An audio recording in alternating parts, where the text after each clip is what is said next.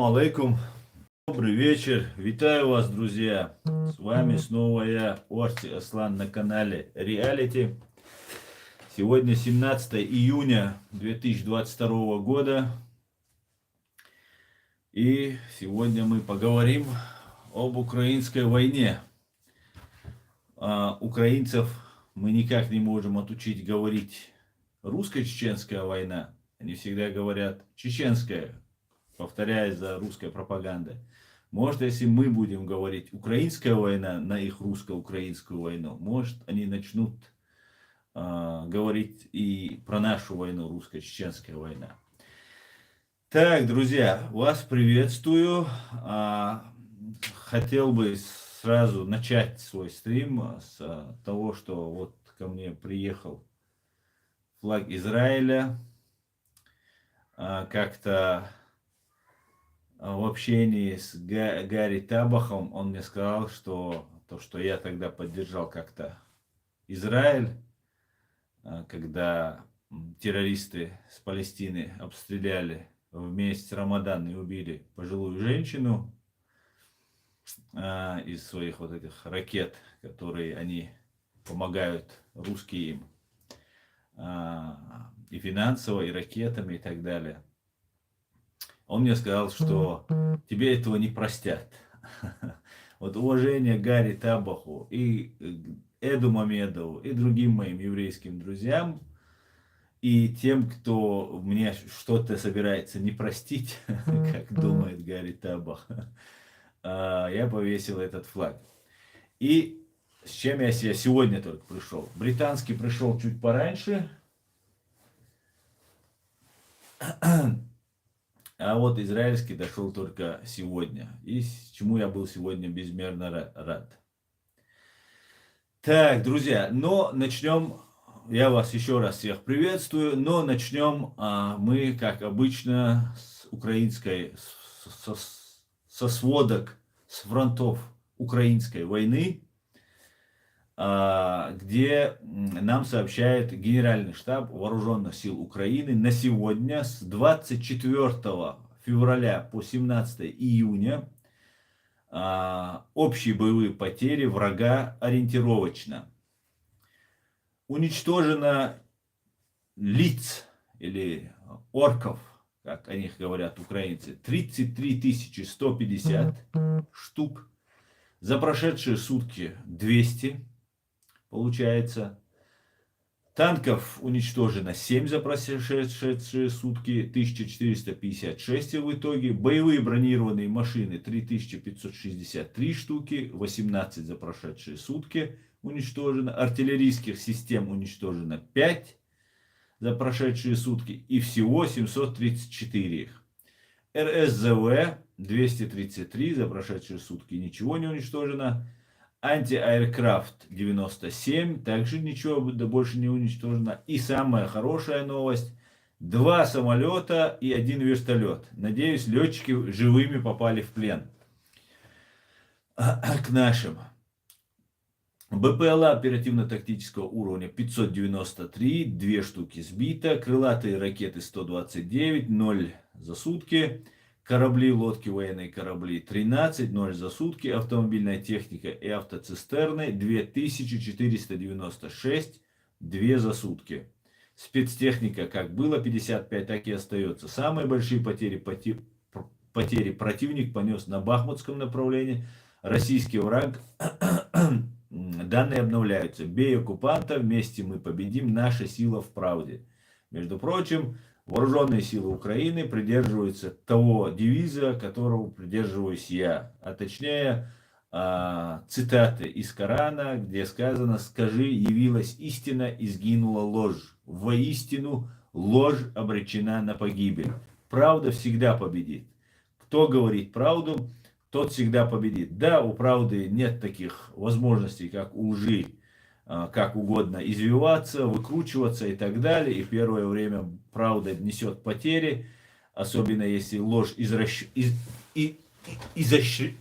изощренная и извращенная, какая, конечно же, самыми большими мастерами, конечно, является банда ФСБ по этой лжи.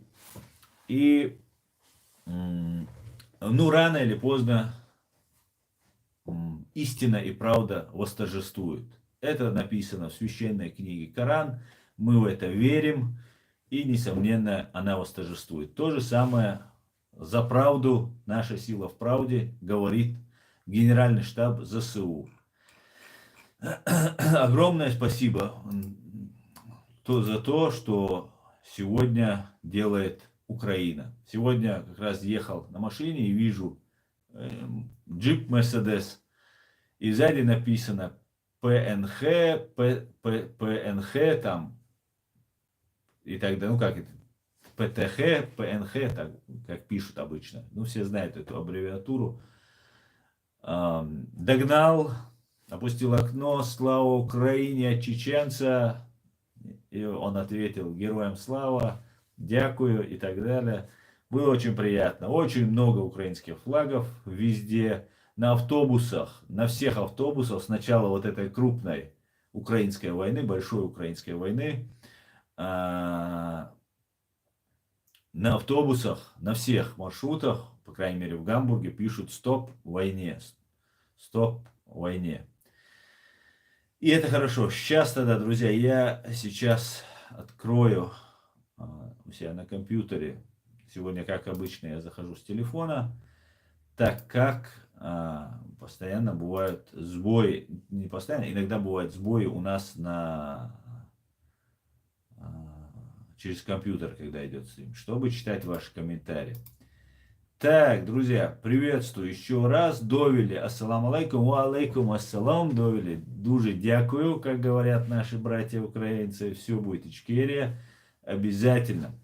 Ассаламу алейкум. Ассалам машал дума серга. Ва алейкум ассалам ури. Асламбек шаверга машвой. Так, Асламбек, Аслан шаверга машвой.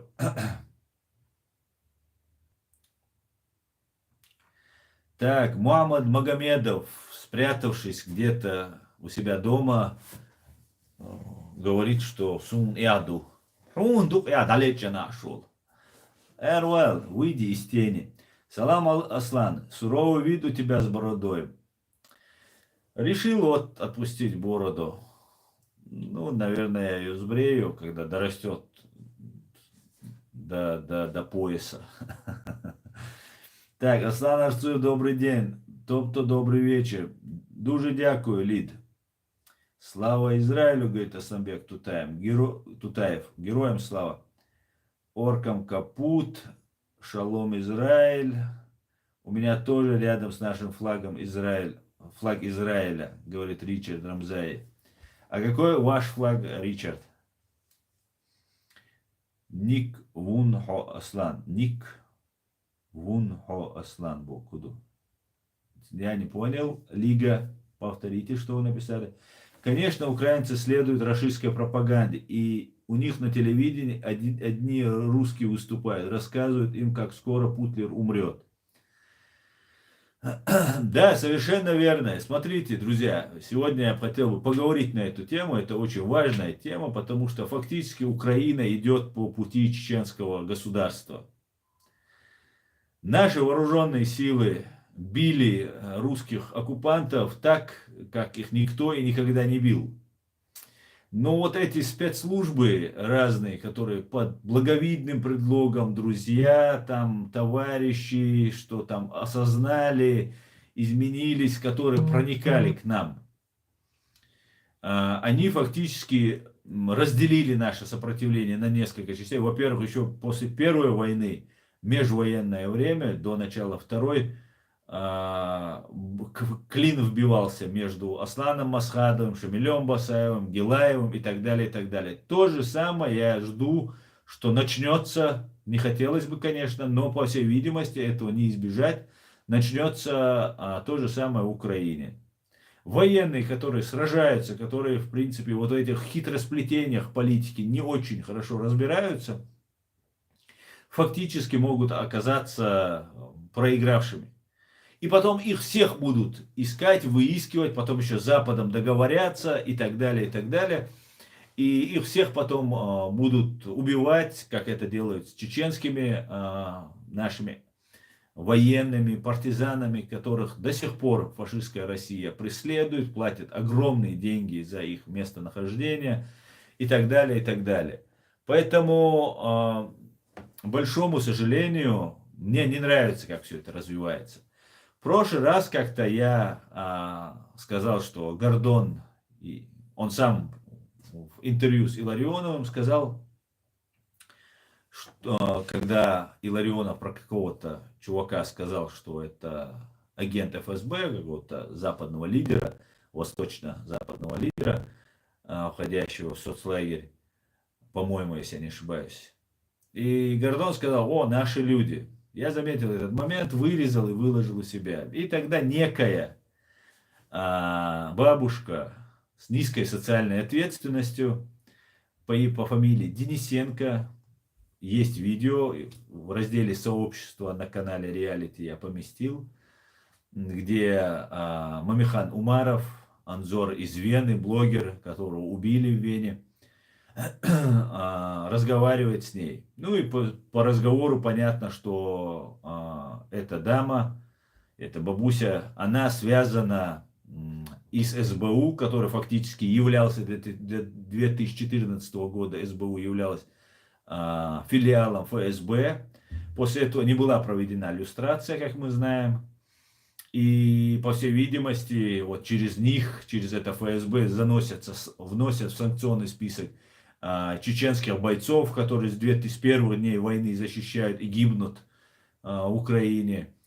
Не была проведена люстрация, и, по всей видимости, филиал до сих пор действует и подчиняется, кто бы как бы не хотел, подчиняется ФСБ. И вот почему. Вот эта Денисенко снова активизировалась, снова начала рассказывать сказки, причем без какой-либо существенной фактуры, подкрепляющие ее бредни, что у меня какой-то бизнес, какие-то офисы там в Москве, в оккупированном Джахаре и так далее.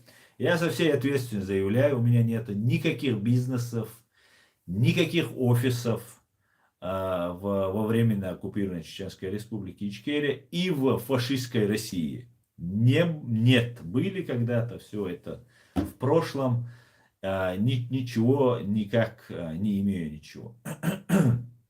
И с 2015 года ни разу не посещал Чеченскую Республику Ичкерия и фашистскую Россию. Даже не думал, даже в голову не пришло, что я могу посетить и поеду.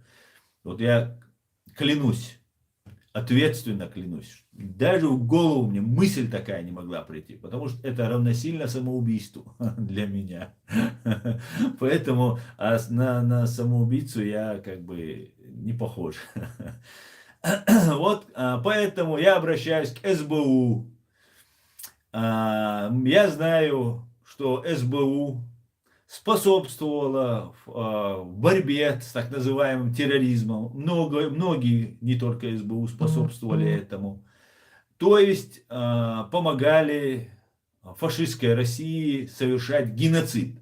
Некоторые сотрудники СБУ выезжали в Чеченскую Республику, Ичкерию и так далее, и так далее. Сейчас же агент СБУ или ФСБ, вот эта бабушка с низкой социальной ответственностью,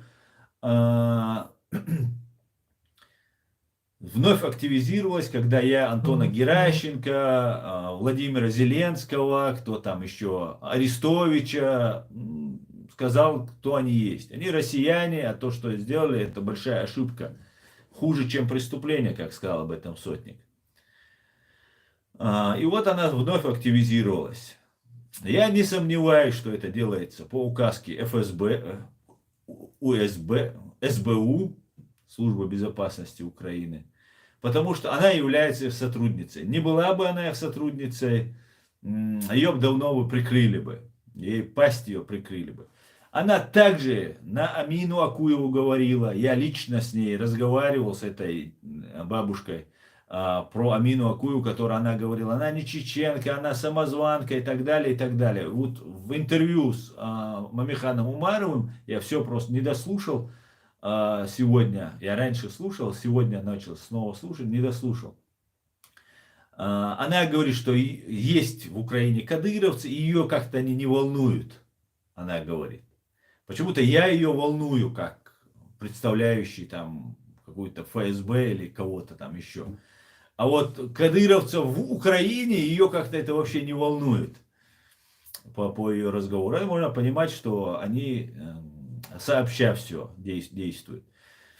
И тогда она на Амину, которую она много грязи вылила, ее убили Амину, ее нет.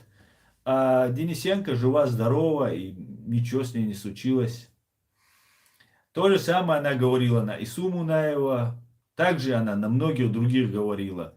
И вот ее запускают. И запомните, на кого, теперь я в этом уже нисколько не сомневаюсь, на кого вот эта бабушка указывает и начинает лить грязь, знайте, что эти люди чисты. И они враги ФСБ. Да, я враг ФСБ. И как сказал Абдурахман Автарханов, вы сделали меня, банда ФСБ, сделали меня свора палачей, он сказал Абдурахман Автарханов. Свора палачей сделали меня своим врагом. И я буду до конца своих дней вашим врагом. До конца, пока ваша организация террористическая не будет осуждена. И если я не успею, продолжат те, кто придут после меня. Поэтому еще раз я от СБУ требую: прекратите нападки на меня и вот эту свою бабусю успокоить. В случае, если она не прекратит, значит, СБУ сказала ничего страшного, то есть ФСБ сказала ничего страшного, потому что ФСБ выгодно будет, если я начну и СБУ разоблачать, и ставить их в один ряд, и называть их также террористической организацией, сотрудничая с ФСБ. Потому что она сотрудничала, эта организация, это учреждение. Сотрудник, руководитель СБУ сбежал в Россию. Просто на минутку. Самое первое лицо СБУ сбежало в Россию. И после этого не было люстрации. Даже не просто люстрации, даже громких судебных расследований не было по поводу этих сотрудников. Поэтому, к большому сожалению, есть вероятность, что все усилия, которые сейчас прилагают Збройные силы Украины, отдавая свои жизни, калечась, перенося неимоверные трудности. Я знаю, что такое война, не понаслышке. Эти усилия могут пойти на смарку просто. Да, Россия, фашистская Россия, уже под санкциями. Америка и Великобритания никогда больше не дадут вздохнуть, пока вот этот ублюдочный режим не будет сменен. Скорее всего, даже, может быть, американцы и англичане договорятся с ФСБ, я так полагаю, с учетом контактов, агентов западных разведок, чеченоговорящих агентов западных разведок с ФСБ. Я думаю, они общий язык очень хорошо находят и дальше будут пользоваться их услугами по получению какой-либо выгоды для своего государства. В чем я, в принципе, их не могу обвинить, это их сугубо личное дело. Каждая страна должна заботиться о своих национальных интересах. Поэтому вот что я сказал, и я надеюсь, если меня украинцы слушают, смотрят, и если есть сотрудники СБУ, меня услышат. А если не услышат, и вот эта бабуся будет продолжать, я буду тогда СБУ называть террористической организацией, как и ФСБ, сотрудничающей с ФСБ. Я думаю, репутация СБУ должна быть дороже, чем вот эти лживые, абсолютно высосанные из пальца, причем так глупо.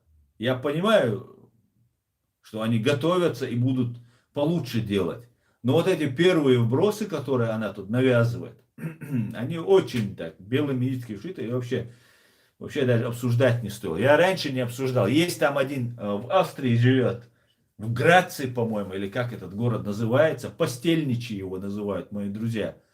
Постельничий принца Анзора. Вот это тоже тогда активизировался, тоже тогда одновременно, ну, чуть пораньше, этот постельничий этого принца. А, Вы можете что угодно говорить и делать. Мне не важно, сколько у меня там подписчиков или как много меня слышат. Моя задача перед своей совестью и Господом Богом сказать правду, как я ее вижу, альтернативу от той лжи, которую вы нам навязываете. И я буду ее говорить. Вы можете меня порочить, вы можете меня убивать, вы можете меня сажать, преследовать, всех моих родственников пытать. Все, что угодно вы можете сделать. Мне это не важно.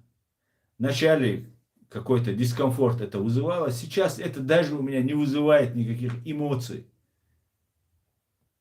Просто чтобы вроде бы наши союзники и друзья с Украины не должны своего союзника и друга давать так опорачивать наряду с ФСБ. Значит, это ФСБ работает. Я-то знаю, что я мешаю ФСБ. Террористической банде ФСБ. Вот как-то так. Как-то так, друзья. Давайте перейдем к вашим комментариям. Так.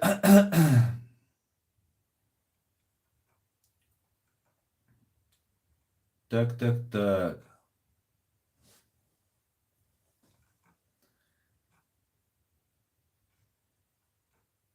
Конечно, украинцы следуют рашкинской пропаганде. У них на телевидении одни русские выступают. Рассказывают им, как скоро Путлер умрет. Абсолютно точно.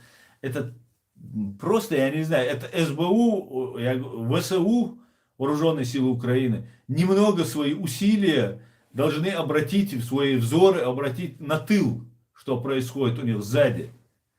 Потому что, я еще раз говорю, чеченские бойцы сопротивления начисто, в сухую, без каких-либо ленд-лизов победили фашистскую Россию. Да, Запад поддерживал, политически признавал за нами право и отказывал в праве России вести вот таким способом боевые действия. А вот со спецслужбами, то есть террористическая банда ФСБ и ГРУ, наши воины, которых кто разбирался, убивали, а кто менее в этих хитросплетениях разбирался, тем манипулировали и делали свое грязное дело. Как-то так, друзья, как-то так. ЗСУ сила, Руслан Могила, говорит Аснабек. Без русских украинцы не могут, кровные узы сказываются. Тойзен, это очень-очень печально. Мне вот закрадывается, есть группа, часть украинцев, которая понимает, что с Россией ее ждет болото, ее детей, внуков, поколение следующее, ждет нищета, бесправие. Ну а другая часть, и я так полагаю, с того, что за Зеленского проголосовало 73%, абсолютно прорусского, абсолютно не воинственного, который обещал закончить войну, то есть капитулировать фактически, проголосовал 73%.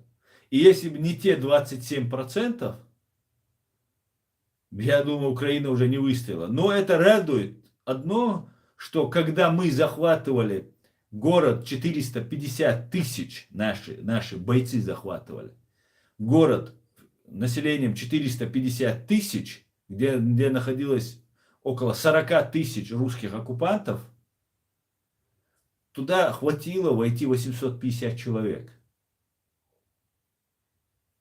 Поэтому я думаю, Украина выстоит, особенно с той поддержкой и так далее. Но другой вопрос, выстоит ли система сама.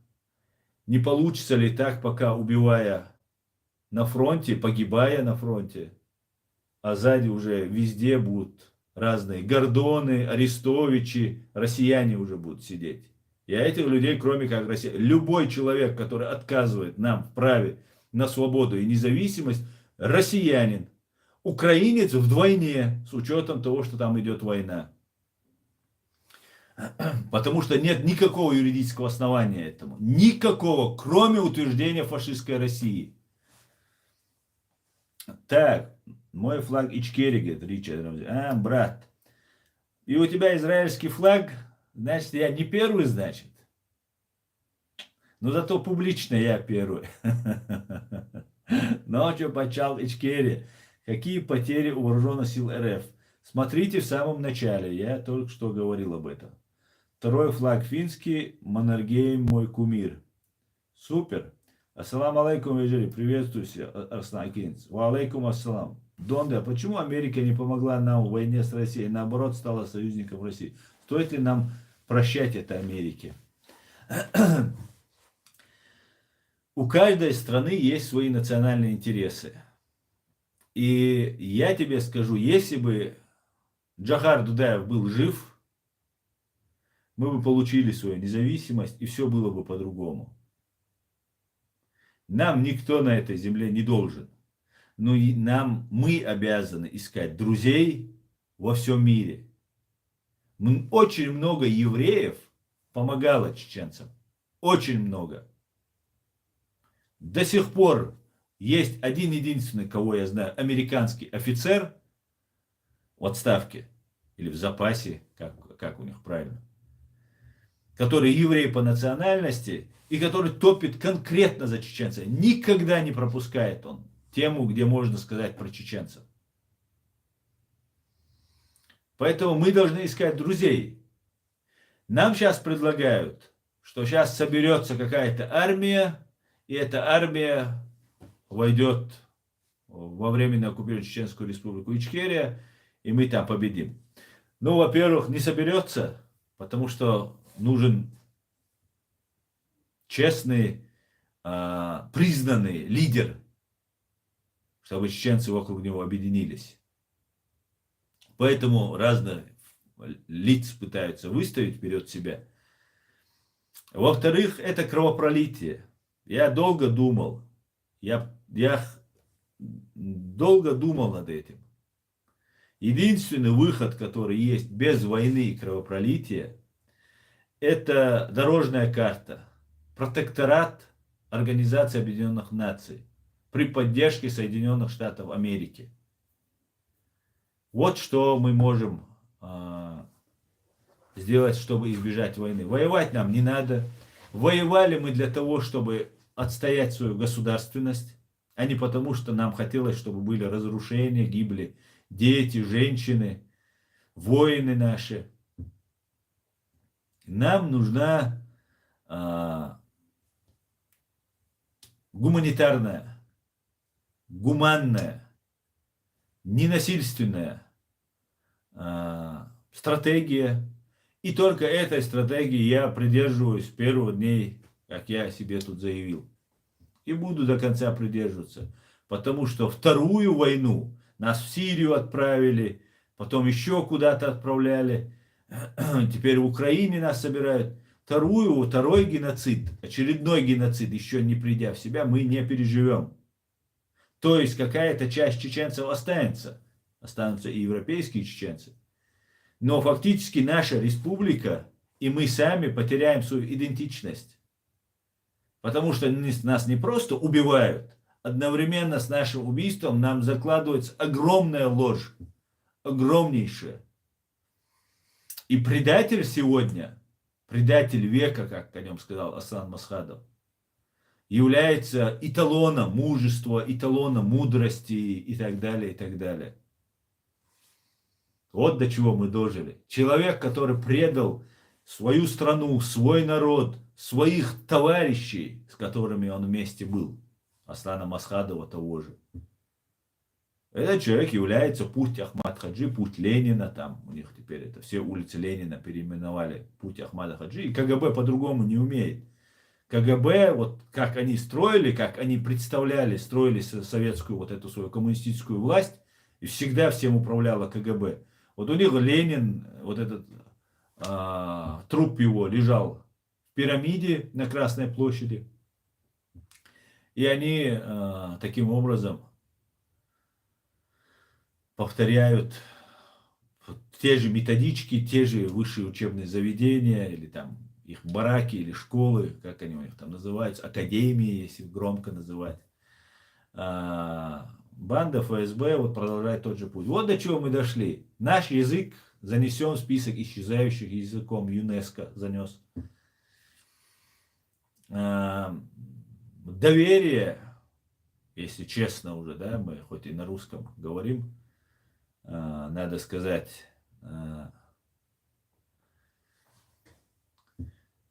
доверие между нами уже далеко не то, которое было раньше. Ну и так далее, и так далее, и так далее. Много можно об этом говорить. Поэтому войны мы должны избежать всякими способами.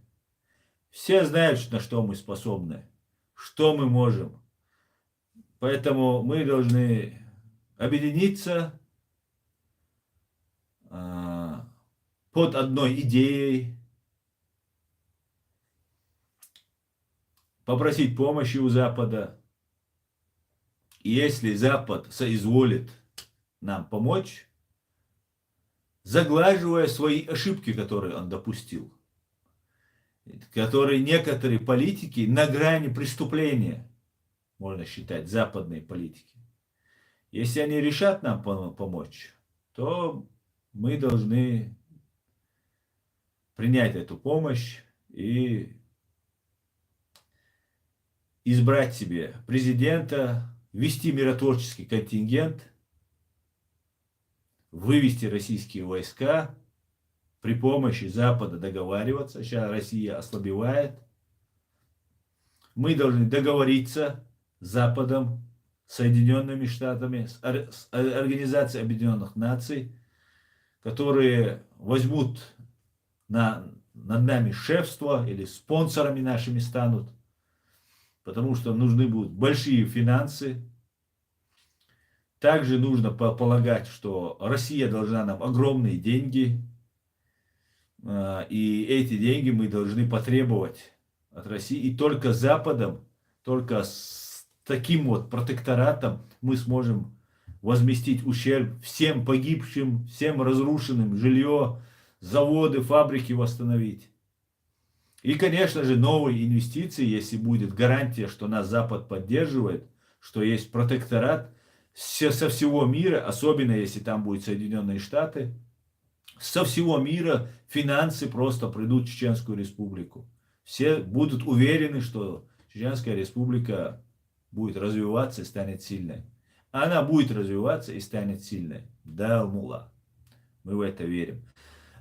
Поэтому вот нам нужно идти этим путем, не военным путем.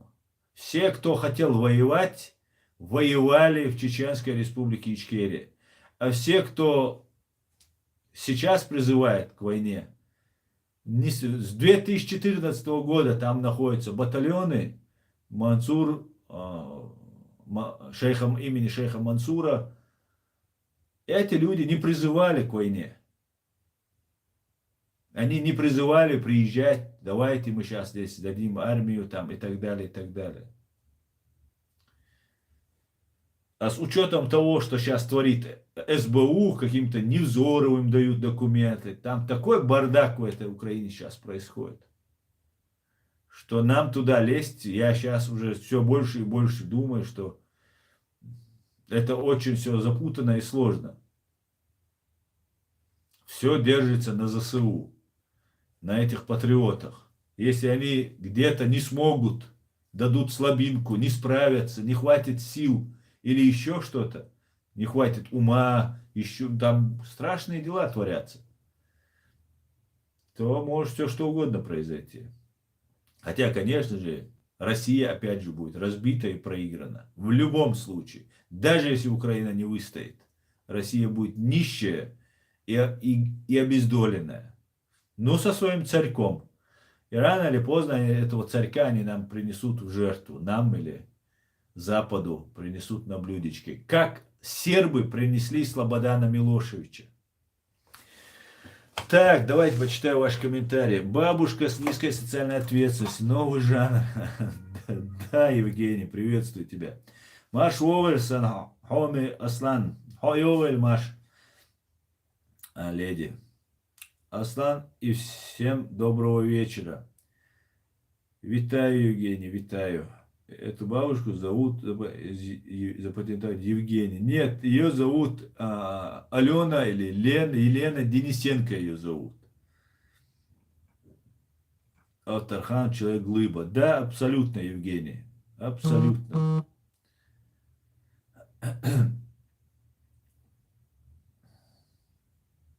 Всем пока, мне завтра надо кушать. Давай, Воль, давай.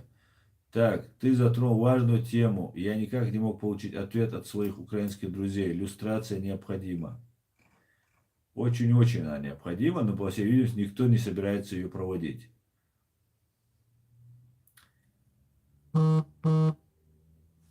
Ахмад Салсе, далась тебе эта бабуся, Аслан? Да нет, она мне вообще по барабану, эта бабуся. Она и раньше писала, про меня столько грязи пишут, что вот то, что она говорит, у меня какие-то бизнесы, офисы там и так далее, это такая лайтс-версия даже из того, что они про меня пишут, там сидят, обсуждают, поддакивают там друг другу, там чеченоговорящие сидят, то же самое, там что-то, коллеги ее, видимо, тоже по ремеслу, стукачи. И вот сейчас просто у меня вопрос к СБУ, а не к этой бабусе. На эту бабусю мне как-то глубоко плевать. Так, смотрящий, ассалам алейкум, Аслан чат. Ва алейкум ассалам. Бабушка брат был женат на Зареме, дочке генерала Джабагиева, который окончил вуз в Йене.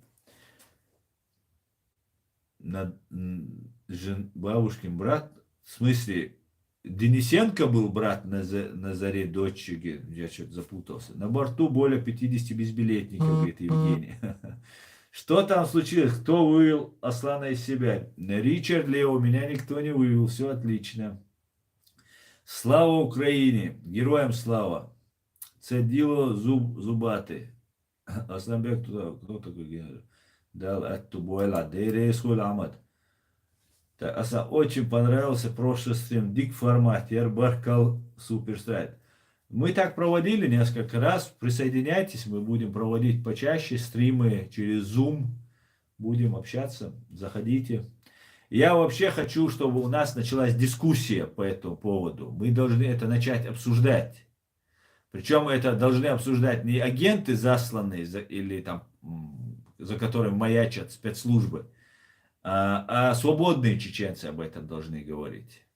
Мы должны подумать, что нам нужно.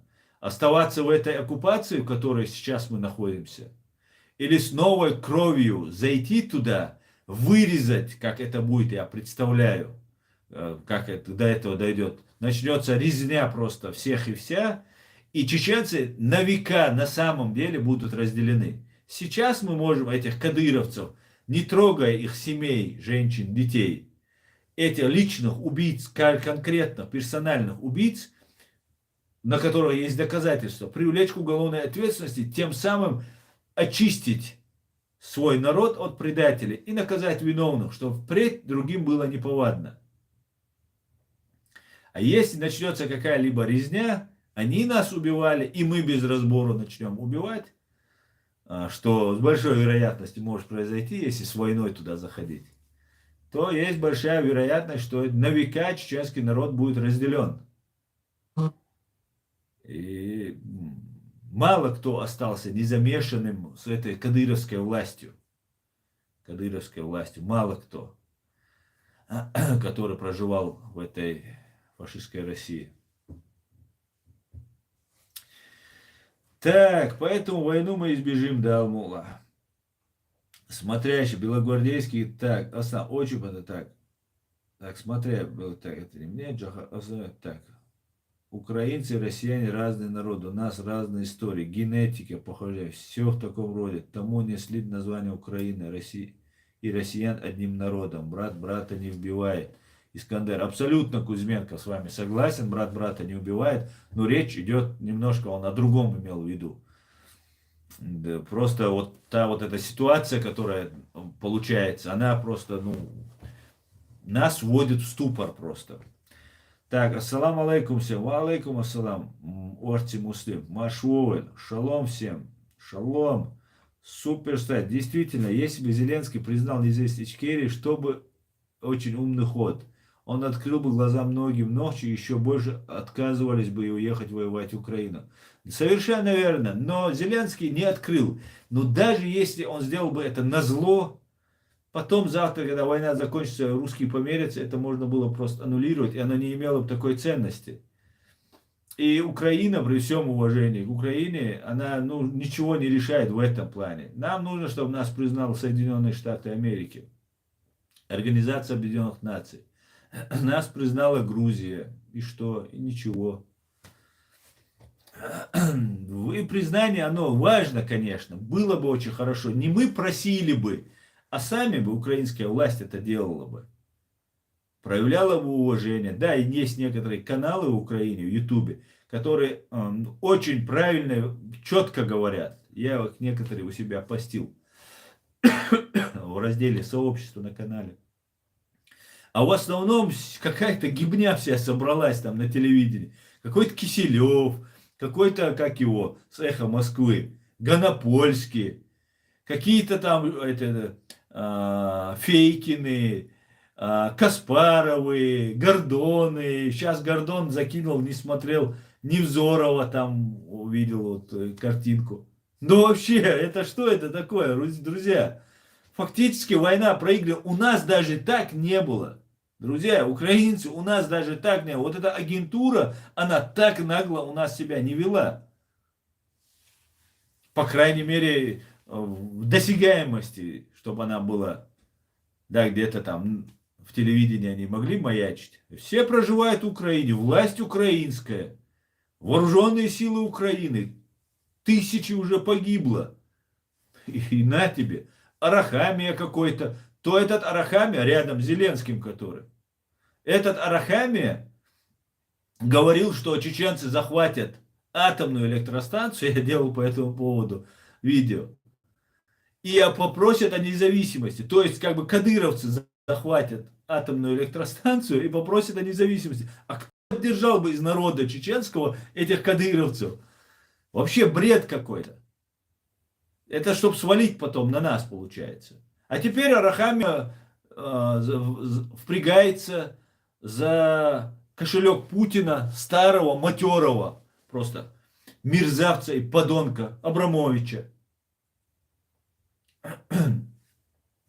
Непонятно просто, что происходит. Есть Арестович, сидит с фотографией с Залужным. Есть. Все, говорит, Чечня это Россия, внутреннее дело России. Арестович, который с Залужным фоткается, не знаю, может подмазался просто, фоткаться быстро. Но для людей, для нас это производит такой эффект, ты смотришь, думаешь, есть Залужным, то все, доверяем. А этот же Арестович потом заявляет, что россиянин Арестович, потому что, еще раз напоминаю, все, кто нас признает россиянами, тоже являются, я их считаю россиянами.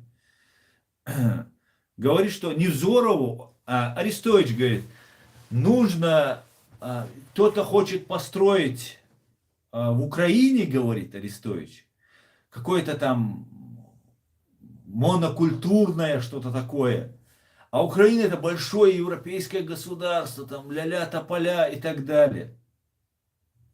И этим он объясняет, что матерому пропагандону, другу Дугина, Мугина и других, самый главный пропагандон современной вот этой так называемой демократической России, Невзоров, ублюдок, военный преступник, соучастник геноцида чеченского народа, который расчеловечивал чеченский народ, чтобы русским было несовестно, не было угрызения совести, когда они убивали чеченские женщин и детей. отрезали уши, все это демонстрировалось на российском канале, а многое что и не демонстрировалось.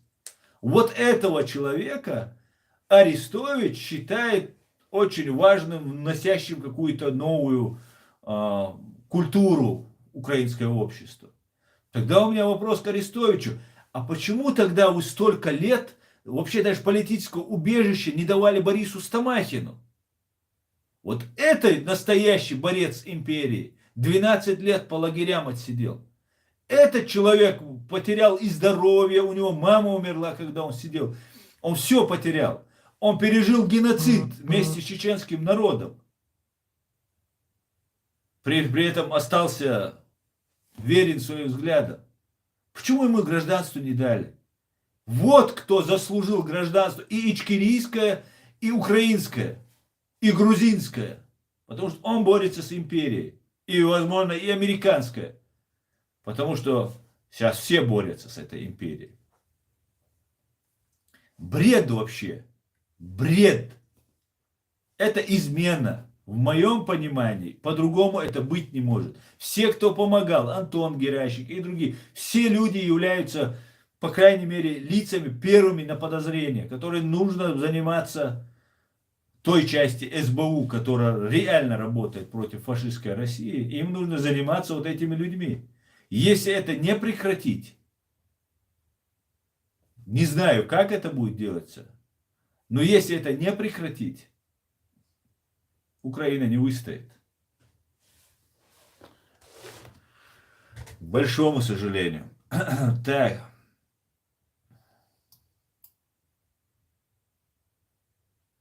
Да, вы опять говорите в гневе. Я разве в гневе? Мне кажется, я не в гневе.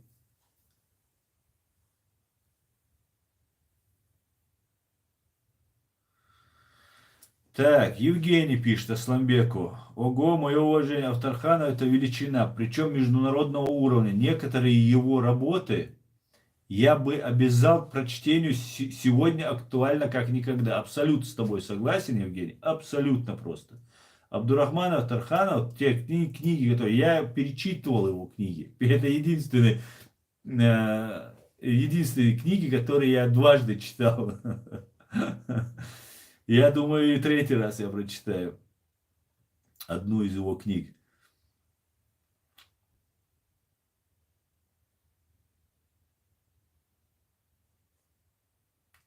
Согласен, любой, кто говорит чеченская война, власть Кадырова для меня ничем не отличается от русских, говорит Тойзен. Да, совершенно верно, Тойзен. Так. Асланбек, задержка на эфир Аслана идет во время вредной части. Итак. Так, Ахи Ахмадов. Так, украинцы, а не украинцы. Если вы говорите как Невзора. Основа говорит, Алена Савченко, я говорю всегда украинцы, а не украинцы. Я всегда так говорю. Не знаю, может. Сейчас я оговорился. Не знаю. Я, по-моему, никогда так не говорил. Ассаламу алейкум. Арестович оригинальный лжец, опирающийся на какие-то теории нерешаемых уравнений. Да, такой же, как и Гордон, который там пирамидки продавал, лечение от всех болезней. Вот эти аферюги имеют по 1 миллион подписчиков, по 3 миллиона. Их просто заткнуть нельзя. Ведь они потом приведут в болото. У нас такие уже были. И нам до сих пор-то засылают таких. А наши с 2014 года за Украину ничего, наши, как всегда, плохие. Мову треба вчити, Алена. Так, передают наших братьев. Передают наших братьев. Так.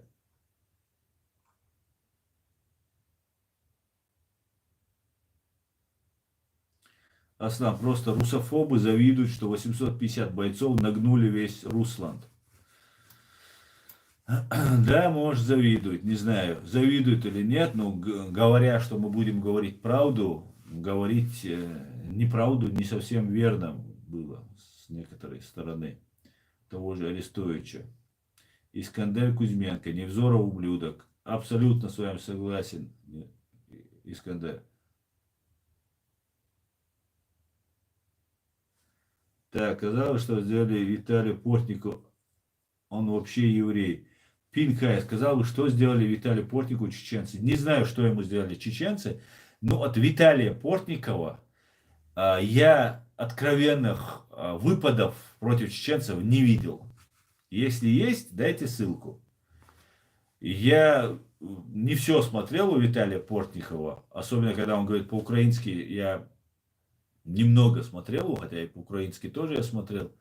При этом я могу сказать, что Виталий Портников один из лучших, не самый лучший, но один из лучших, не единственный точнее, но один из самых лучших аналитиков. Очень четко дает анализ. Вот то, что я заметил. Да, он чеченцев немного там, поддерживает, скажем так. Я, по-моему, так, откровенно не видел, чтобы он поддерживал. Но он всегда и в этом плане всегда признает за нами право на свободу. А это для меня самое важное, чтобы определить человек на чьей стороне.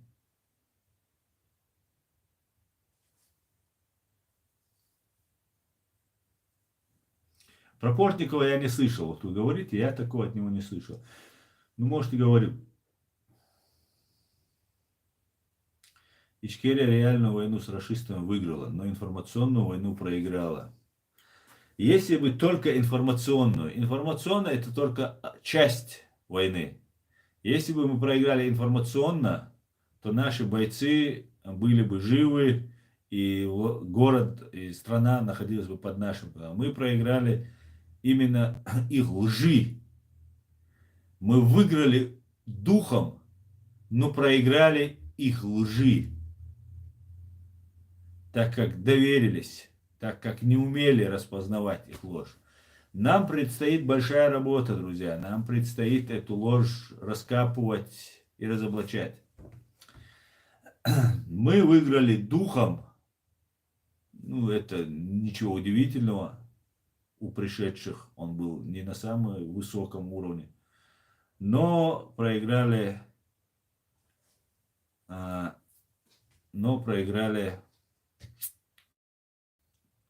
лжи. Новый флаг Астан. Теперь тебя точно припишут к Масаду. Да, Израиль, файтер Израиль. Витаю.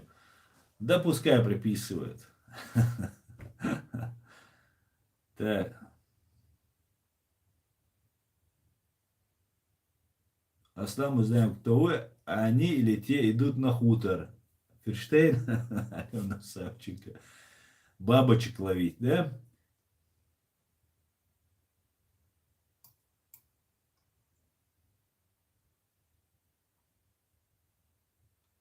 Не слушайте этот бред, говорит Алена Савченко, вред вонючих кремлевских. Да я уже отписался. Я, когда Невзоров сказал, Чечня это часть России, представил, что война в Чечне была, это внутренняя там война.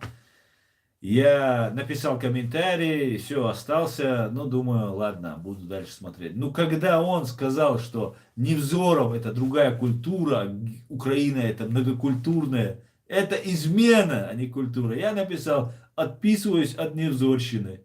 И отписался. И больше не буду смотреть этого балабола.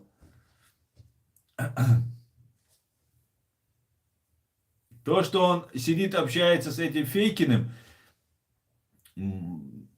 полдела. Ладно, он там не выдавал никаких секретов и так далее, и так далее. Хотя, черт его знает, выдавал он или нет, не знаю. Почему не запрещают? Почему вообще, я не понимаю, вот политику Украины. Не понимаю.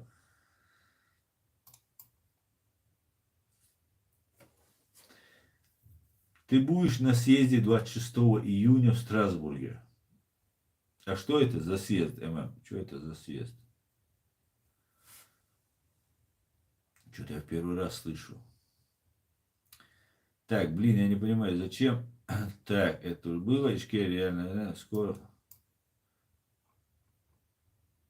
Ля-ля, тополя и так далее, говорит Руслан Забиров. Да. Так. Сегодня. Так, Арестович говорил, что Ичкерия это Россия, то Украина еще больше России. Мы никогда не были Россией, даже СССР боролись, чеченцы. Даже с СССР боролись чеченцы. Леди украинцы тоже боролись. Украину мы не приписываем. Мы этого не можем себе позволить. Даже если они позволяют. Но тот, кто это говорит, того россиянином назвать мы обязаны. И может это их остудит. Если как только они говорят внутреннее дело, сразу же украинцу говорим: о, россиянин, привет. Все, пусть знает. Так, зуб зуба. ЗСУ подбили российский буксир Василий Бех, и он утонул. На нем были боеприпасы и комплекс ТОР. Слава Украине! Поздравляю, украинцы!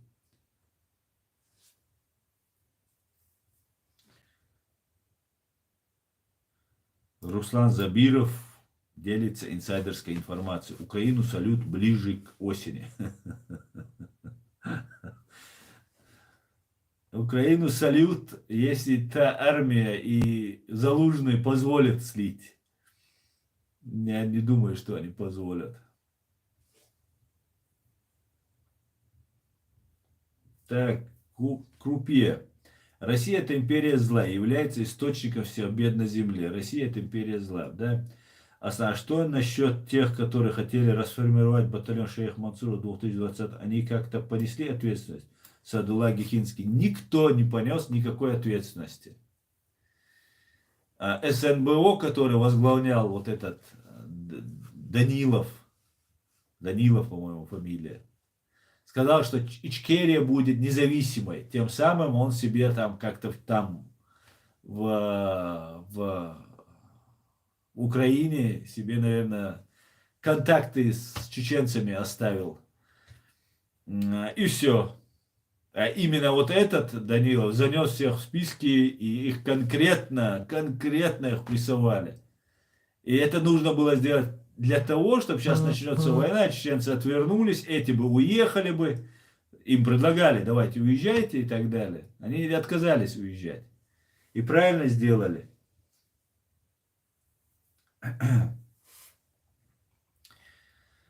Так.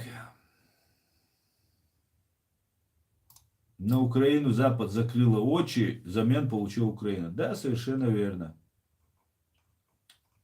Абсолютно верно. Так, куда делся этот комментарий? Вот он. О, уже сколько написали комментариев. Так, друзья, у нас согласен полностью, Аслан. При глубине понимания Авторхана очень прост и понятен стиль изложения.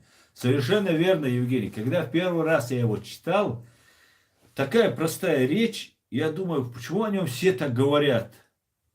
Он что, короче, какой-то там суперпрофессор, там он преподается же в Америке, по его книгам читаются, по политологии, читаются лекции, читались, по крайней мере, в ЦРУ по нему учатся. Рональд Рейган сказал: империя зла. Это его выражение, Абдурахмана Авторхана. Он на радио «Свободу». И пишет так по-простому. Я думаю, ну елки-палки, ну что-то, наверное, но я в основном, наверное, от чеченцев, может, слышал, что Абдурахман Авторханов великий там и так далее. Ну, может, чеченцы чуть преувеличили. Нет, нисколько. Наоборот, я даже не понял, насколько человек был велик. Он все сегодняшнее там расписал. Ничего не изменилось. Та же КГБ осталась. Нам просто нужно взять его книги, просто их читать и все. Я прочитал его одну, вторую книгу, и все, фактически все повторилось.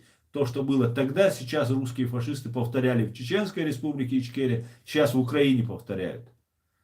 И это будет продолжаться, если это ФСБ не будет признана террористической организацией. Так, понятен стиль изложения и очень интересно, очень-очень.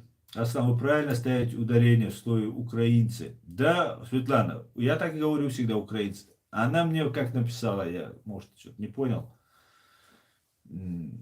Я когда вижу, как говорят украинцы, на В, на или В, там, ну еще там разные там вещи бывают. Я даже ничего, я наоборот вижу так, это свои. Как свои говорят это, я даже не буду спрашивать, в чем там дело. Почему на, почему в, хотя я в этом вопросе я разбирался и выяснил. И в других вопросах. Настоящие украинцы, патриоты говорят так, все, я говорю так же.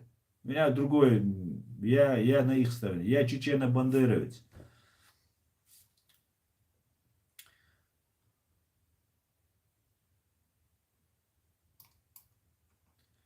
Так. Батальон шейха Мансура расформировать хотел Ярош, как он расформировал свою армию добровольцев. Чеченцы не хотят участвовать в политике Украины. Не зная ситуации, примкнули к Ярошу. Вот результат. Ахсо, я-то не знал. Миша Магнус, ассаламу алейкум. Говорят, ты с Кадыровым на связи.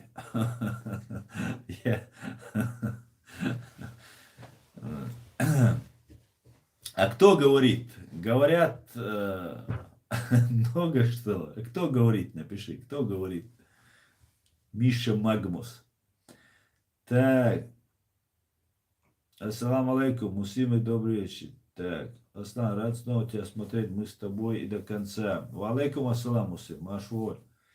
Так. Орка надо держать на дистанции выстрела. И грош цена нам как народу, если мы забудем его отношение мира к нашему народу. Это отношение мира к нашему народу, говорит Тейзен. Саундить демегером, да, тимасу.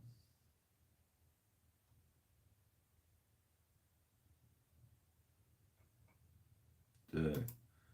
Миша Магнус, тебе отвечает Орти Муслим. Ты клеветила. Ты лжец, значит. А Гордон говорил в стриме с Табахом, если русские нападут, что он с автоматом в руках будет воевать на фронте против русских. Но не видно. Да говорить они гораздо, конечно.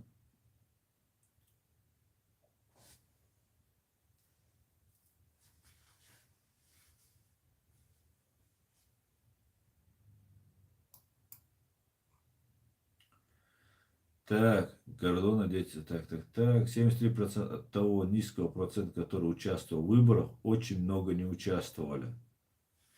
Вы имеете в виду, Йен, Украина, что это была фальсификация?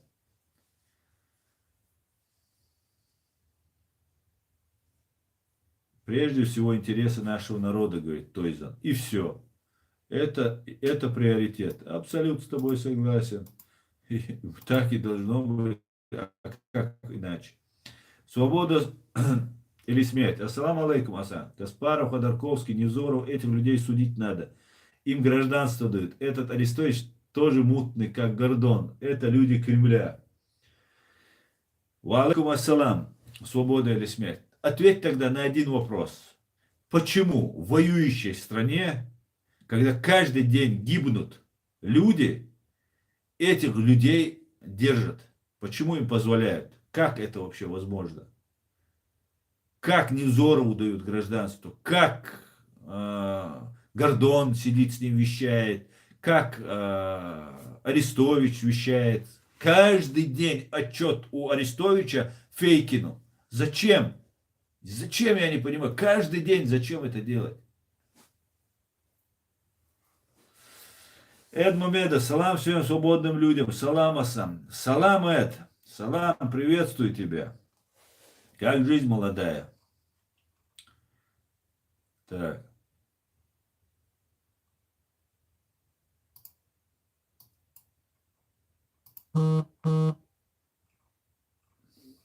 Опять перемоталась.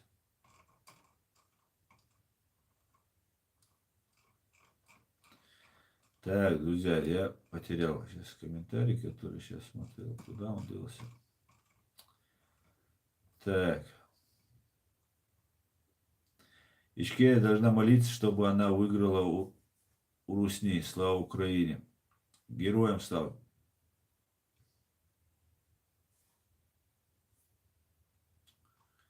Мы хотим построить шариатское государство. В то же время требуем помощи у христианских государств. Где логика? Арслан Акинец. У нас есть построенное государство. Оно временно оккупировано. С Конституцией 92 года. Оно не шариатское, оно светское, где религия отделена от государства. Кто бы чего бы не хотел, будет только так. Все остальные, кто говорят по-другому, они делают вред своему государству и своему народу. Если мы хотим установить там шариат, если мы хотим там установить любую другую форму правления, мы должны спросить народ. Его Величество, господин народ должен решить. Должны провестись выборы, должны референдумы и так далее, и так далее. В противном случае это все узурпация власти, захват власти, какой-то там халифат, монархию какую-то. Сразу тогда в Саудовской Аравии присоединимся, и у нас сразу король будет.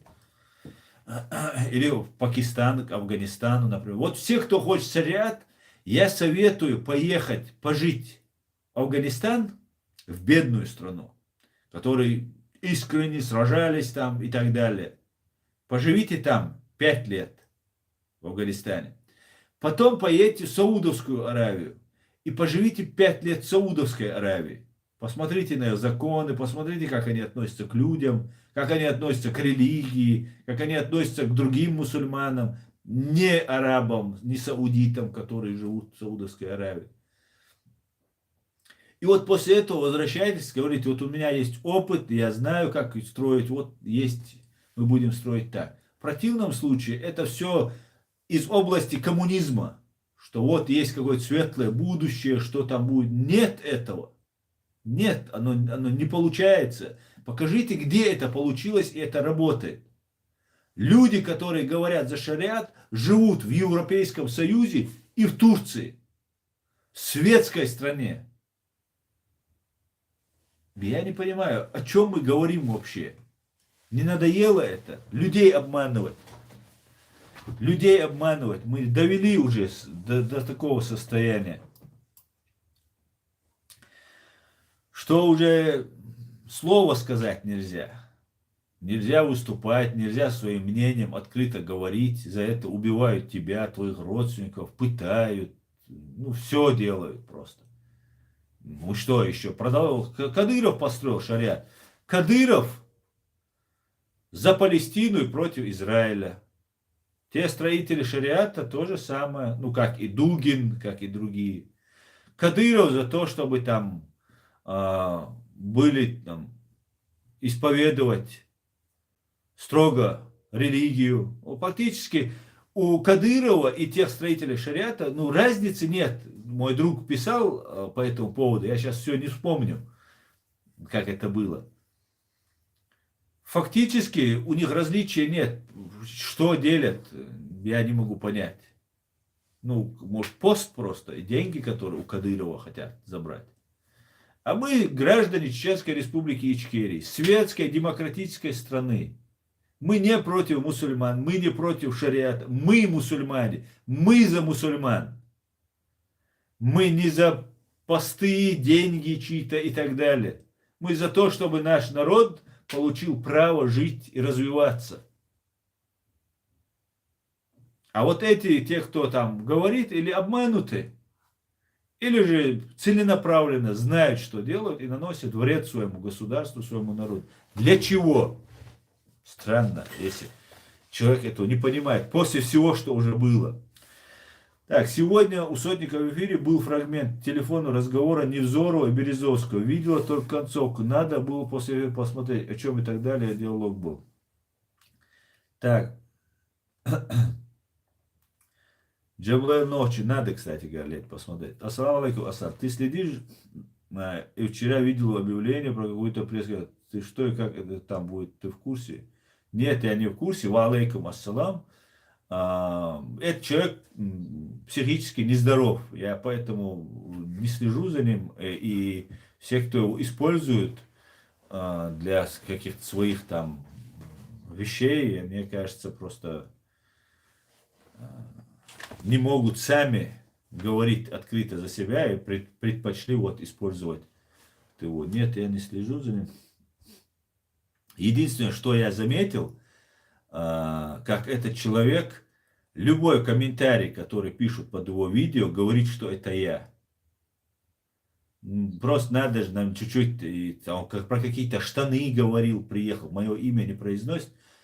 про какие-то штаны говорил, куда-то приехал, не в Гамбург, не сказал, что приезжает. Потом, говорит, какие-то штаны кто-то носит, не пришел. Какой-то бред человек несет. И когда кто-то ему пишет комментарий, говорит, что это я пишу. Я хочу сказать, что я не пишу и тебе комментарий, ты мне не нужен. Понимаешь? Я другими делами занят. Мне вообще не интересно тебе комментарий писать. У меня нету других аккаунтов, с которых я пишу. Все аккаунты, которые у меня есть, вот они у меня в разделе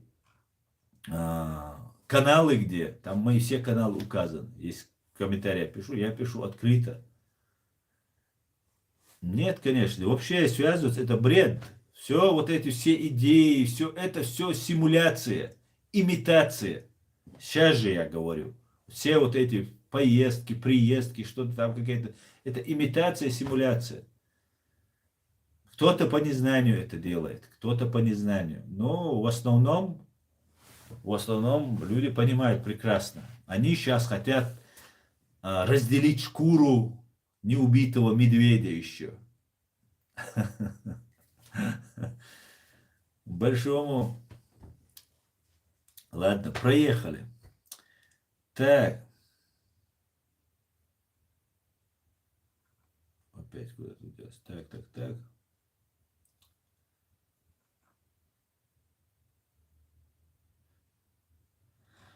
Так, друзья, я перемотал до конца.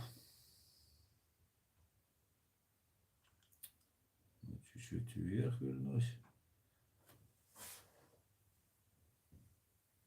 Муфаса Л. С новыми никами люди, которые никогда раньше не писали мне комментарии, сейчас заходят и пишут. Делайте выводы. Какая конференция? Какой Страсбург? О чем вы говорите? Кто собирается? А какая тема? Что будут обсуждать? Я ничего не знаю. Но появляются люди, какая-то конференция. Я должен об этом говорить, потом все должны привлечь внимание. Я Алладыр. Айгаш. Ва алейкум ассалам, кстати говоря, Муфаса. Если я не взял салам. Мой дорогой Чечена Бандерович, сынок, ты сын великого народа свободной Ичкерии. Слава Украине. Светлана Ходзевич. Героям слава, Светлана, спасибо вам большое. По твоему смеху я, что ты на связи, раз не ответил. Как ты интересно сделал вывод. Вам достаточно просто зайти сюда и сказать в ложь, обман. У меня есть товарищи, я на виду, я открыт. У меня, кстати, есть политическое убежище. А Кадыров это преступник здесь, на Западе. И тот, кто с ним связан, того лишают этого политического убежища. Понимаете? А вашим при всем, при попытках там нападения в Германии, нападения еще где-то там, и все равно вам не дают этот позитив. В чем проблема, интересно? Дело в том, что спецслужбы европейские знают, кто с кем связан.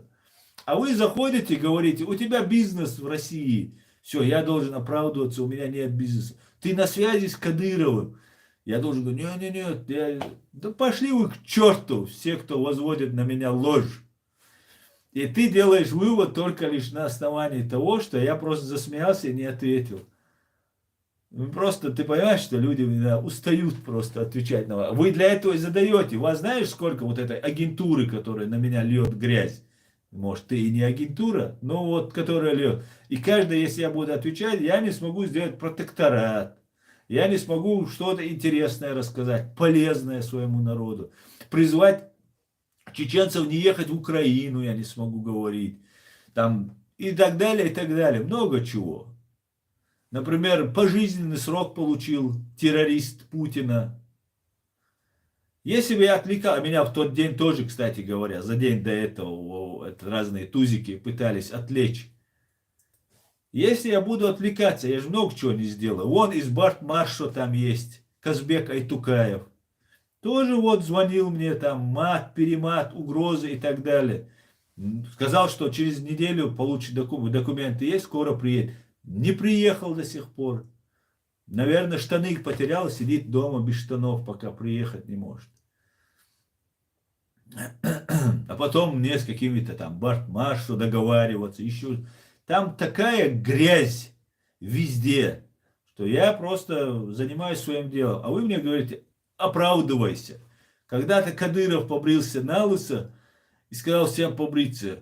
И там пишут, вот, я читаю комментарий, там где-то, сейчас Аслан побреет, все, он раскроется.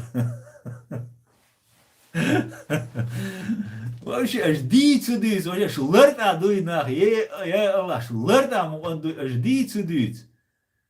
Вообще, что кич дуй вообще. Я же что шавега уахку я лушу, я хочу, а я здесь швег. Я вообще хейрду я лушу, я кич дачу, я не понимаю.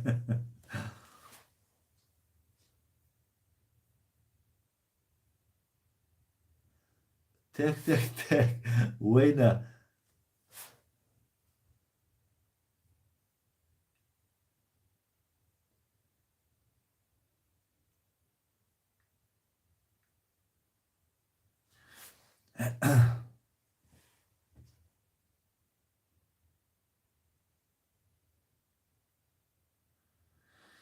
Так, войнах.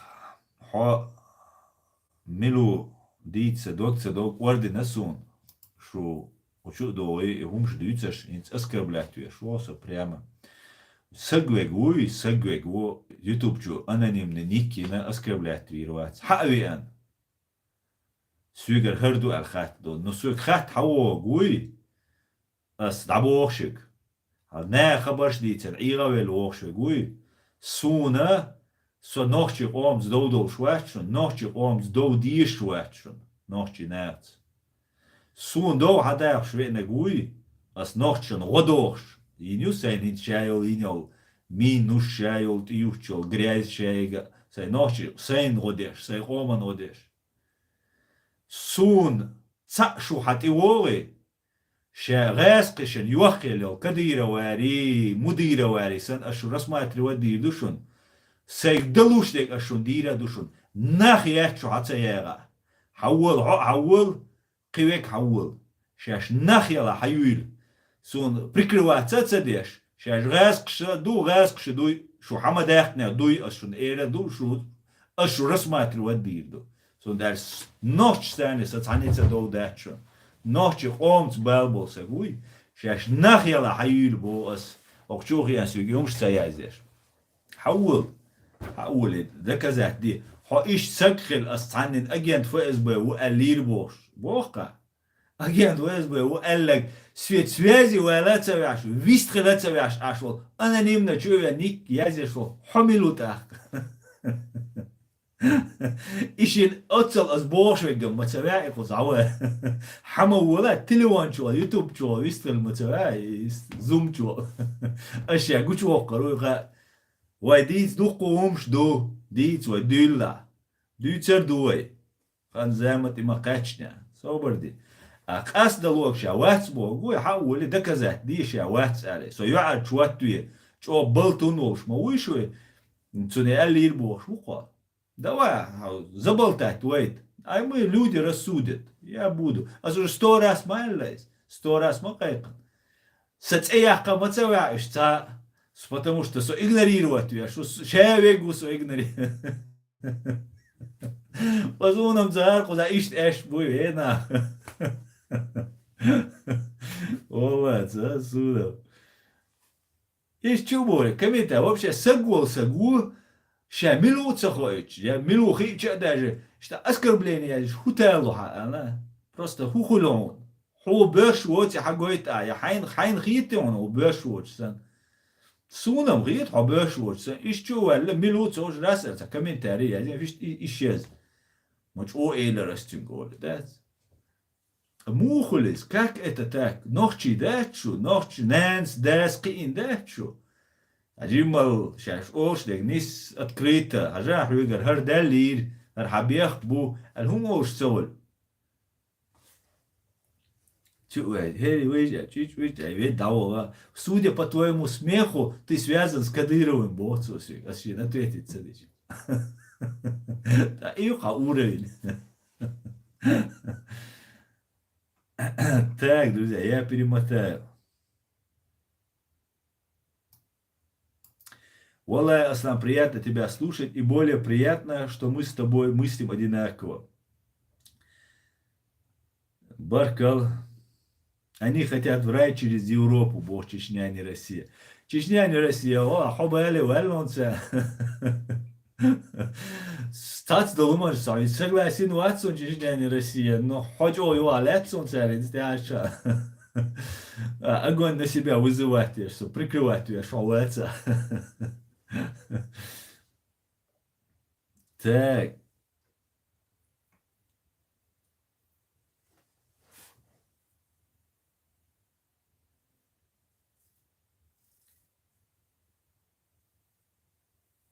Джамлер, я не знаю его лично, я не знаю. Я также видел его видео. С некоторыми вещами я согласен, что он говорит, с некоторыми не согласен. Аслан, что там, Кадыров? Скажи, что ты с Байденом на связи. Да, да, кстати.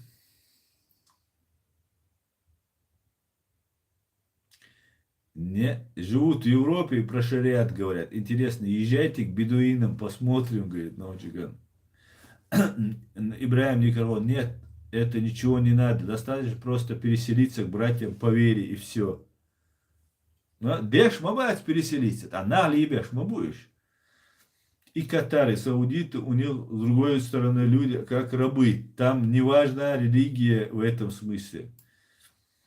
Асан, что скажешь насчет того, что талибы начали сотрудничать с Кремлем? И мне интересно, почему наши псевдохалифатчики их не осуждают за это. Получается, талибам можно сотрудничать с кем хотят, а нам нет. Джамлев.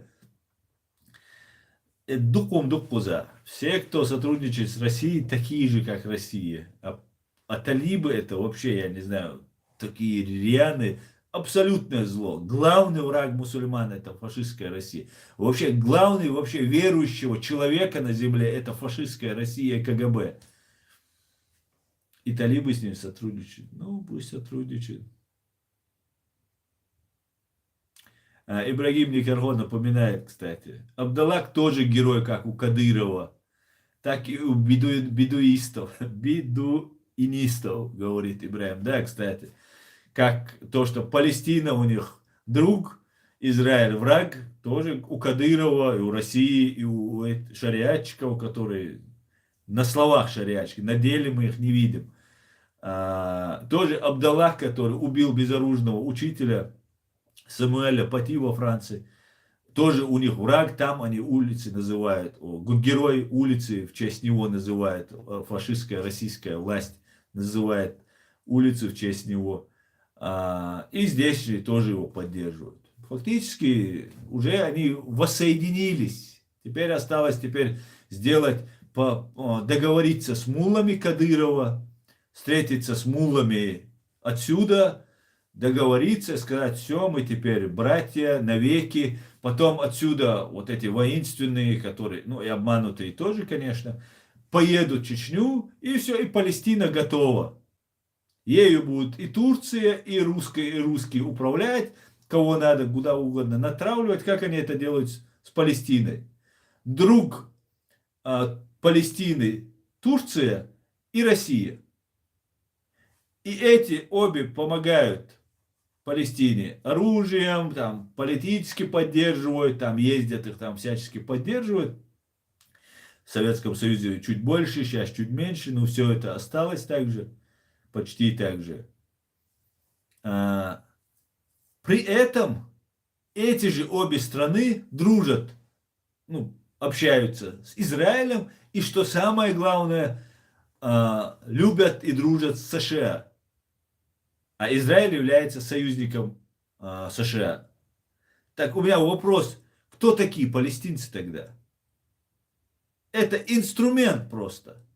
Если они искренне, Турция искренне в своих побуждениях в защиту Палестины, то она не должна никаких контактов иметь с Израилем, никаких контактов с Америкой и с Великобританией. Да и вообще с НАТО. Ну нет, и в НАТО восседают, и очень даже неплохо себя чувствуют, друг другу услуги оказывают там разные. А как это так получается? То же самое ждет Чеченскую Республику, чеченский народ. Что мы ни категорически не позволим и всячески будем препятствовать. И обзывайте как хотите, называйте кем хотите, придумывайте там бизнесы, еще что-то, лейте грязь сколько можете, убивайте. Не первый я, не последний я. Ничего страшного.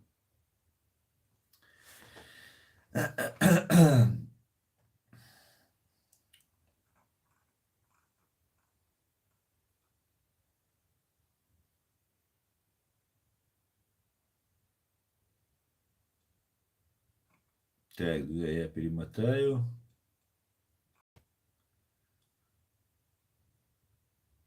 Мистер Эксперт. Еще с новым ником человек. И наезд Умару это звенья одной цепочки, то есть план посвящения. Как думаете? Нет, я ничего не думаю по этому поводу. Мне это вообще не интересно. Мне понравилось видео, где Басаев, Масхадов, первые наши лица.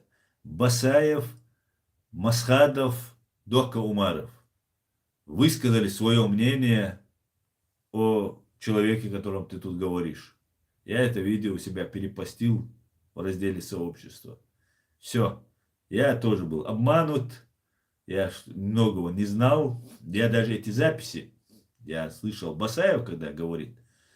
И вот когда уже здесь я был, слышал и про Масхадова, то, что Масхадов говорил. Про мою доку я первый раз там услышал. Но потом я слышал, есть такой зам у Закаева, Алим Паша Салтыханов. Он говорит, типа, ссылается на умерших людей. Но одно дело, если бы вот этот Ваха Умаров ссылался бы на умерших людей и говорил своими словами, а тут запись есть. Запись. Уже это доказательство. Но почему-то человек, который меня вербовать пытался на русскую разведку, на Саидмагомеда Кокиева и других лиц, этот человек в Страсбурге на митинге стоит с этим Алим Пашой Салтыхановым. У меня вопрос очень много возникает. Ну, я уже выводы для себя сделал. Возникает вопрос вообще. Что это за каша? Кто здесь? Что здесь? Стоит этот, как будто там что-то украл, там глазами и зыркает.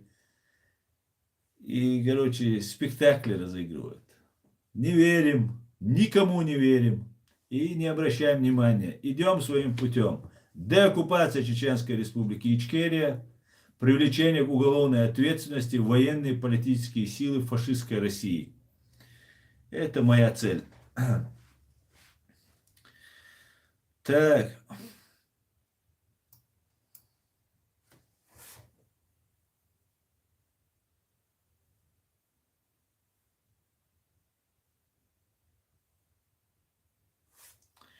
Кузьмин Кузьминов. По-моему, тебе незачем лезть в наши дела, Кузьмин. Занимайся своими делами.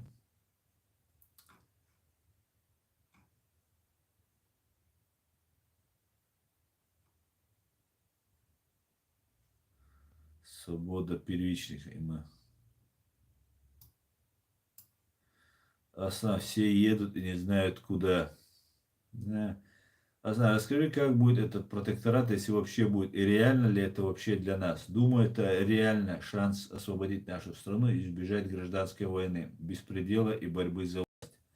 Самое главное, что вот сегодня, если кто-то будет приходить к власти, это все люди, уже все предыдущие, вообще никто не должен к этой власти подходить, я так считаю. Но новые лица должны появиться, молодежь должна появиться.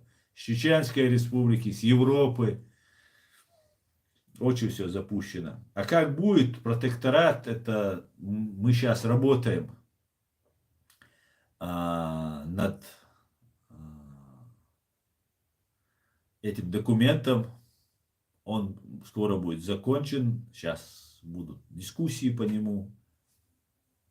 Подискутируем, пообщаемся и представим на ваш суд, на ваше усмотрение вам И будем разговаривать. Конечно, появится агентура, конечно, начнутся люди, которые и не агентура тоже. Мы хотим дискуссии, мы хотим это обсуждать, мы будем это обсуждать. Нам нужно прийти, нам вообще нужно обсуждать. Нужно говорить, говорить, говорить. В чеченском обществе должна начаться дискуссия. К чему мы идем? Вот у нас три нарисовалось плана. Да, сейчас халифатчики теперь сейчас демократчиками стали. Теперь они демократчики, они халифатчики, внедренно под демократов. Сейчас все начали за демократию говорить и так далее, и так далее. А потом это опять обернется кровью, обманом. Запад поддержит, потом они Запад кинут, Запад опять отвернется, и потом у нас опять бардак начнется. Нет, мы хотим четкое государство. Вот у нас три пока видных плана нарисованных, да, вырисовывающихся плана. Первое. Жить так, как мы живем. Варианты у нас. Не планы, а варианты, которые мы видим. Жить так, как живем. То есть под оккупацией фашистской России. Второй план. Второй вариант. Построить шариат, халифат при помощи вооруженных сил, которые соберутся в Украине, они поедут туда, там, и так далее, и так далее. Ну, или же они в другом месте соберутся, может, они под разным кронпринцем соберутся. Поедут в Чеченскую Республику и вырежут всех наших врагов, победят российскую армию, вырежут их всех там, и так далее, и так далее. И вот это один из вариантов. То есть война. И есть вариант, который предлагал наш МИД, Министерство иностранных дел Чеченской Республики Ичкерия во главе с Ильясом Ахмадовым. Протекторат ООН. То есть помощь. Пока мы не подготовим свою полицию, пока мы не подготовим кадры для судебной системы, пока мы не подготовим кадры для пограничной службы. Для этого нужны финансы огромные, для этого нужно время, для этого нужно желание государств нам в этом помочь, чтобы подготавливать наших специалистов. До этого времени мы должны заключить с Организацией Объединенных Наций соглашение, что мы будем выполнять ваши требования. Мы избираем себе президента, парламента, но у нас договоренность, что они нам помогают убрать русских с нашей территории, а мы, соответственно, все делать в рамках закона, международного права. Не вырезать всех подряд. Ну, там много чего может быть, которые есть. Опять же, какие вещи, с которыми мы не согласны, противоречат нашим ценностям, нашей культуре, нашей религии, мы не будем это ничего принимать, которые категорично в форме противоречат. Ну, где-то в чем-то мы должны будем договариваться, уступать и так далее. Это нам поможет получить. Это бескровный вариант, это долгий процесс, это может занять 3 года, 5 лет, 10 лет. Но это время должно быть оговорено, это должно быть временно. Вот этот протекторат, вот это спонсорство, оно должно быть временно. Мы это четко должны прописать, пока не сформируем свою полицию и так далее. Я бы хотел, чтобы там была база НАТО. Вот эта организация. Очень важная в нашем современном мире организация и гарант безопасности. Я представляю будущее нашего народа, что 2 или 3 поколения мы должны прожить без войны. Чтобы мы могли сформировать четкие институты власти, чтобы мы могли воспитать такое поколение, которое любит свою родину, знает, что это такое, и знает, что нарушение или измена этой родине, этому государству, этому народу, этой нации является тягчайшим преступлением. Вот, ну и, конечно же, финансовая, материальная сторона этого вопроса. Возмещение всех убытков, которые мы понесли. Уже страны Балтии готовят, Польша готовит. Большие иски для России будут приготовлены. А что сделаем мы? Мы останемся на перроне или же активно включимся в эту работу? И наравне со всеми будем требовать свои права, которых мы лишены намного больше, чем все остальные. Вот таких 3 варианта. И вот эти варианты мы должны вынести на дискуссию, и люди должны это обсудить. Мне ничего не нужно. Валлахи не нужно. Я вновь и вновь это говорю просто каждый раз, чтобы не возникало каких-то там подозрений относительно меня. Мне ничего не нужно. Как только это все произойдет, я с удовольствием займусь своей адвокатской деятельностью или правозащитной деятельностью. Хотя правозащитная она не приносит дохода. Поэтому адвокатской она хорошо приносит доход. Адвокатская работа. Высокооплачиваемая. Вот как-то так. Как-то так. Друзья, на этом наш стрим заканчивается. К сожалению, я не прочитал все ваши комментарии. И закончу этот комментарий на комментарии Ибрагима Никархо.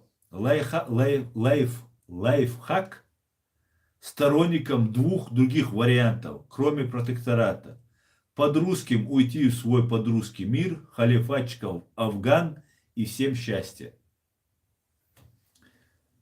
Все будет Ичкерия, Дайлмула. Ассаламу алейкум, бюстикюль, адикюль, машуаль. Всего самого хорошего, друзья. До свидания.